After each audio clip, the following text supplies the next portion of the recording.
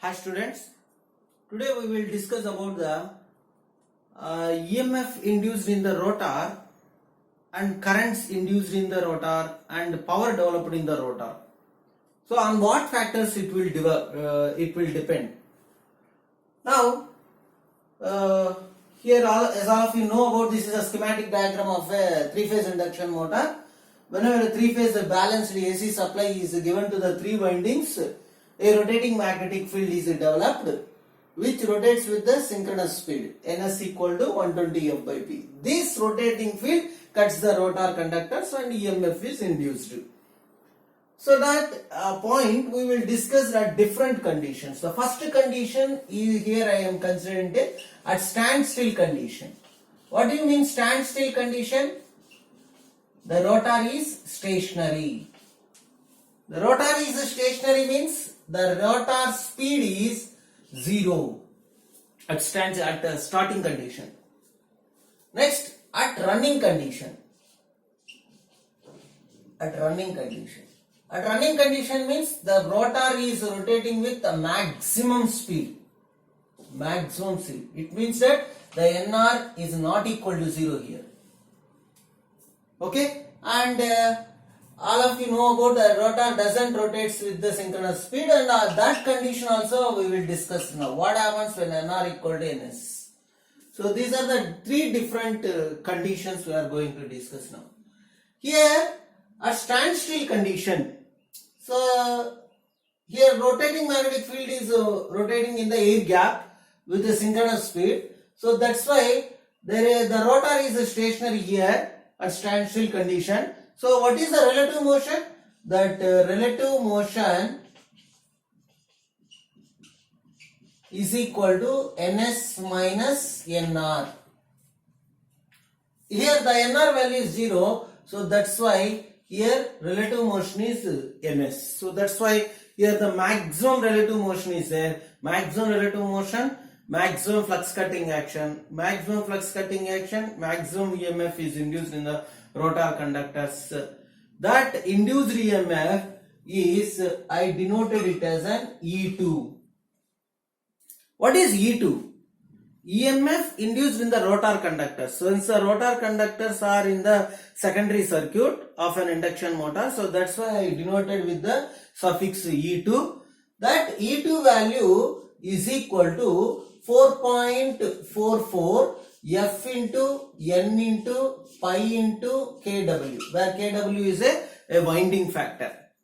So here this is the amount of the EMF induced in the rotor conductors.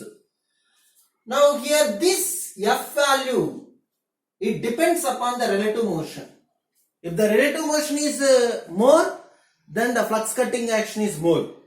Then the flux cutting action is more, then more amount of frequency is induced in the rotor circuit. Whenever the rotor begins to start in the same direction of the rotating magnetic field, at that time relative motion goes on and decreases. Relative motion value goes on decreases. Ns minus Nr. Since Nr is not equal to 0, it is Ns minus Nr is always less than Ns value.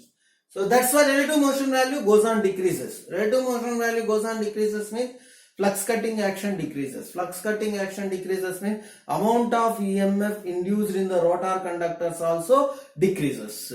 On what factor it will depend means it depends upon the relative motion value. So that's why they given it as a E2 dash. Under running condition I am asking. E2 dash. E2 is a standstill. E2 is the EMF induced in the rotor conductors at standstill. E2 dash is the rotor induced EMF at running condition. So that's why E2 dash is equal to same 4.44 instead of F. Here under running condition slip comes into concept. Slip comes into the this concept. So S into F, N into pi into kW. Remaining thing are same. Only the S comes into here. Also S will come, but here the at standstill value S equal to 1 at standstill. Why? S equal to ns minus nr by ns. So nr value is 0, S equal to 1 value. At standstill condition, S value is 1. So under running condition, so the same E2 dash, I will develop this relation 4.44 F into N into pi into kW. So here this value is nothing but this value only. So that's why E2 dash is equal to S into E2. So here the concept we are going to understood is under running condition the induced EMF value decreases. How much time it will decreases means S times at the standstill condition. So that's why S into E2. What is the induced EMF value at starting condition? Since at starting condition S equal to 1, E2 dash equal to E2. So coming to the final condition, NR equal to NS, since the relative motion value is 0, relative motion is 0, there is no flux cutting action. If there is no flux cutting action means no EMF induced, no EMF, no currents, no torque. So that's why there is this condition never attains. So here the rotor will rotate and it will come to the speed NR, never it reaches to the NS. So this is your induced EMF. Now the rotor circuit is a closed circuit, so that's why it also have a resistance and a reactance is there. Here now I will develop that rotor circuit. That rotor circuit is developed with this black color. Since rotor I consider it as in a black color. So here what is the rotor circuit? Here I am giving. This is your resistance and this is your reactance. Here this is your rotor induced EMF E2 and this is your R2 and this is your JX2. So the current passing through this circuit is I2. So here it is under normal at standstill condition. Whenever the rotor runs rotated, so what happens your E2 value? E2 becomes S into E2. Why? E2 is a function of frequency. So that's why whatever be the electrical quantity here, which is a function of the frequency, definitely it will multiply with the S value. So that's why here, since the EMF, induced EMF is a alternating quantity, so that's why it has an induced frequency is there. So that's why it is multiplied with the S value. Here R2 rotor resistance is does not depends upon the frequency value. So that's why you never include S value here. And here come to here X. It is an inductive reactance. Inductive reactance means 2 pi F into L.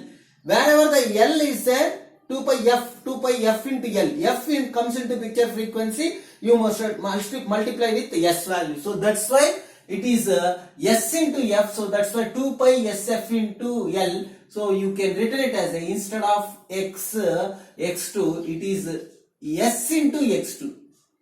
S into X2.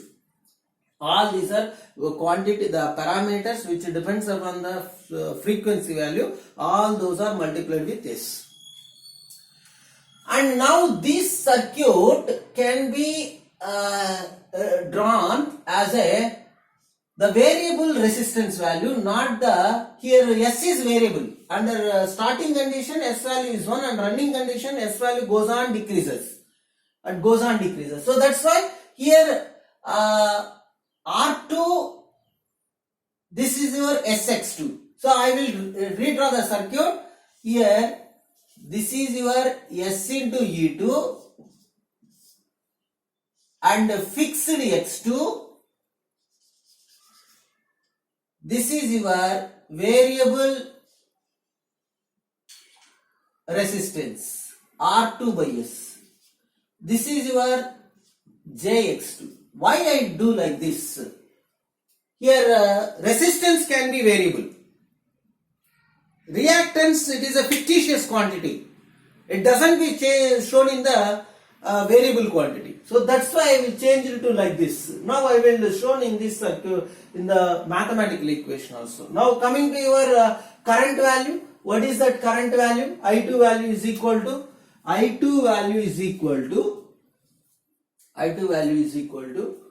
here E2 dash divided by Z2. Who is Z2? Z2 is nothing but impedance of the rotor circuit. What is the impedance of the rotor circuit? R2 plus J into SX2. So what is the magnitude of the Z2? The magnitude of the Z2 is R2 square plus S into X2 whole square. So as all of you know, the power factor value is in general always it is a resistance divided by impedance value. So here what is the resistance value in this circuit? R2. What is the impedance value? Z2. So I can rewritten it as a cos theta is equal to R2 by what is the Z2 value? Square root of R2 plus S into X2 whole square. Now I will substitute here. What is the current I2 value here? That I2 is equal to, instead of E2 dash, S into E2 divided by, what is the Z2 value? Always we need magnitude, so that's why R2 plus S into X2 whole square. So here I need to represent the I2 value as like this. Nothing wrong in it here. R2 by S whole square plus X2 square. What I did here? Here I will make it as a S square as a common. S square as a common, R2 becomes R2 by S whole square plus X2 square. Here S square is there. If it is bring out of the square root, S will be there. That S and this S in the numerator get cancelled. Now your I2 becomes, this is your I2 value. This is your I2 value. This is your power factor value. And one more thing, the power factor you can also make it this arrangement in the same manner. Here also S square make it as a common. Now it is R2 by S and square root of R2 by S whole square plus X2 square. This is your cos theta 2. So now what is our power? What is the power formula? The power in the rotor circuit. So that's why it is a P2. P2. What do you mean by P2? Power input to the rotor. Power input to rotor. Or also you call it as a air gap power.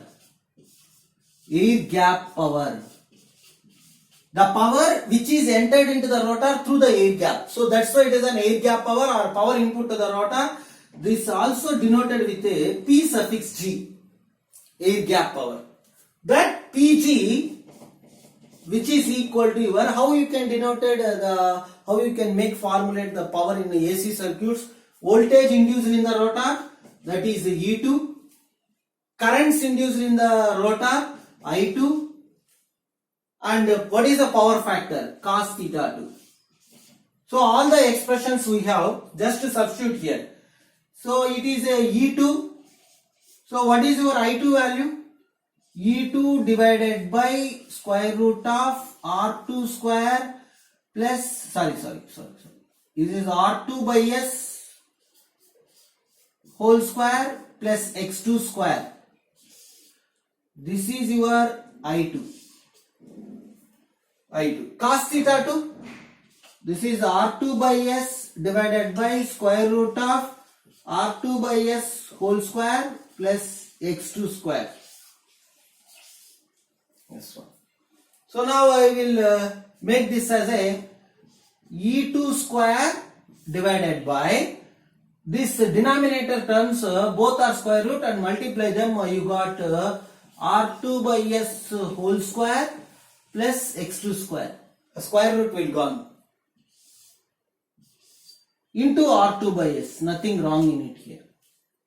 Now what do you call this? This is nothing but your I2 square. I2 value is E2 by root of this one. I2 square means E2 square divided by denominator square. Denominator square, since the denominator have square root, the square and square root get gone. So this is your I2 square. So that's why it is your I2 square into R2 by S. This is your air gap power. Very important expression for doing numerical problems.